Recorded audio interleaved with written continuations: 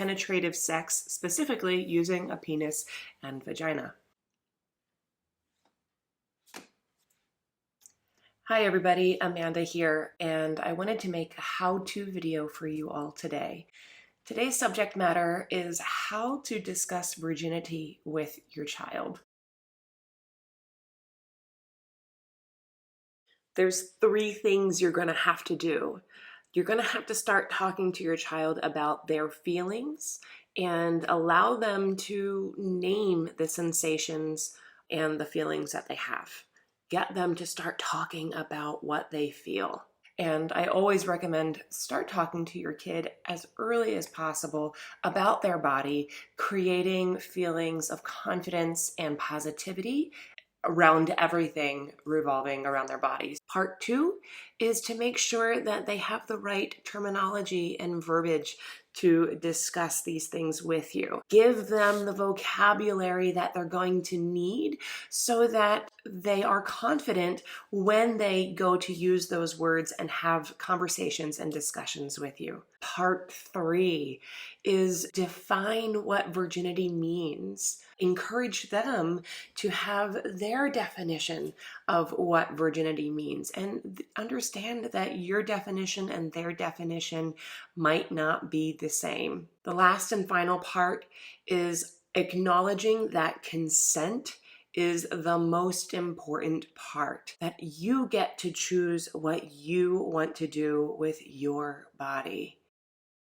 Depending on your child's age, you'd get your child to talk about the things that they feel and if they like those feelings and if they don't like those feelings, and it might not have anything to do with sex initially. In fact, it probably shouldn't. Encouraging your child to name, use words to describe their emotional and physical sensations. That's how I recommend starting these conversations when your children are toddlers and as early as they can. Does this make sense? Once you start getting into school-age children and they start to acknowledge parts of their body, I always encourage parents to use actual terminology, biological terminology, scientific terminology, to define parts of their body. So a penis and a vulva, for example. By the way, vagina is what's inside the body. The vulva is actually the part that you see, so get that right.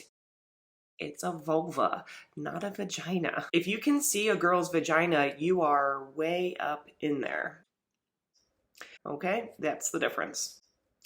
All right, but back to virginity. For so many Americans, virginity is defined as penis in vagina penetration. But that definition is actually a little exclusive. It's not very inclusive. In other words, there are entire populations of people that type of sex doesn't even apply to. I'd like to ask you to open your mind to the definition of what sex means. By doing that, you're going to have to open up the definition of what virginity means. Does this make sense? Okay, it's getting good. So if we define sex as only having to do with a penis and a vagina, then we are excluding entire populations of people that don't deserve to be excluded. And quite frankly, your children might be a part of one of those populations. I mean, after all, we are a global population of people. As the human race, I encourage us to really embrace everybody for their feelings and their desires. As an adult, you have the privilege of some hindsight. As a parent, you have the responsibility to define it for yourself. You, as a parent, have the weight and the responsibility to define it for your child, but I encourage you, in fact, I beg of you, to let them figure it out. We're going to guide them, but you don't want to hammer in an ideal that might not be suited to them. To me, it means the first time you do something, and it really could be anything. Anything that has to do with sexual feelings, you could be a virgin. So you can be a virgin to kissing. You can be a virgin to manual what did my mom used to call it? Necking, groping, grinding. If you are a person with a penis, there are going to be things that you are a virgin to with that. If you are a person with vulva and vagina, there are things that you're going to be a virgin to involving those body parts. And you might be a virgin with one part of your body your entire life. And that's okay. By defining virginity as something that you do for the first time, it allows a much more inclusive definition. It teaches your children that their bodies are their own and they get to decide what sex means to them. What you choose to do with your body parts is your choice. It's about consent. And virginity is about consent. Your body is yours to choose what we do, and no one can make that choice for you.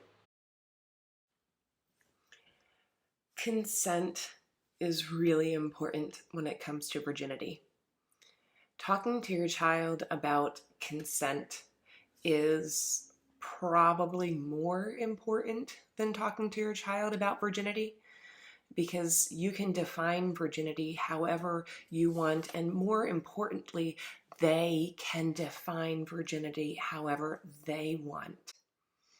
Once you allow them to define it how they want to define it, in other words, the first time they choose to do something, anything sexual in nature, they are making the choice to do something with their body, with somebody else. Penis and vagina penetrative sex is really taking away some power of some people and giving it to others.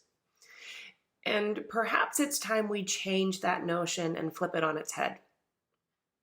If we really want to make a change in society, I believe that we need to flip over this paradigm that when boys have sex, they become men.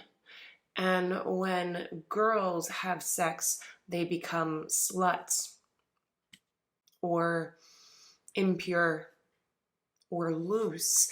Why? Why is this how we choose to define virginity? We have the choice. As parents, it's our responsibility to guide our children to a better world. And a better world probably is different than the one that you grew up in. It's your choice how you want to educate your children. Everyone believes that they know their child. The best way to know your child is to ask questions rather than hammer in dogma. That said, this is your child, and you are the parent, and you get to decide how you want to raise them. It's your choice how you want to discuss these things with your children, but ultimately it's their choice to make, and it's our job to guide them. I want to wrap this video up and just let you know that you got this. You can have these discussions with your child at any time. There's lots of opportunities to have these conversations with your kid. Maybe it's when you are watching TV together, somebody mentions sex or there's a sex scene coming up. When they come up, don't shy away. You have the opportunity to have these really important conversations with your kids, and you want to empower them to be able to talk, not only with you, but with their partners, and to educate their friends if their friends aren't getting it, this type of discourse at home. Wouldn't it be wonderful? How good would it feel to know that your son or daughter, your child, positively affected their friend's life because you had such a good communication style with them growing up. I think that's what we all want as parents. We want to raise our children to be the type of people that we wish we could be. So the good news is we can be those people. We can educate and empower our children to be those people. It's going to require a little shift in perspective. Reconsider that definition of virginity. Remind your children that consent is everything, and they get to choose whether they're going to have sex with someone or not. And if they want to, that's fine. And if they don't want to, that's fine. Until next time, friends, Amanda from Sex Talks with Amanda. Like, comment, share below, above, wherever it is. Hit subscribe, and I will see you next time. Bye.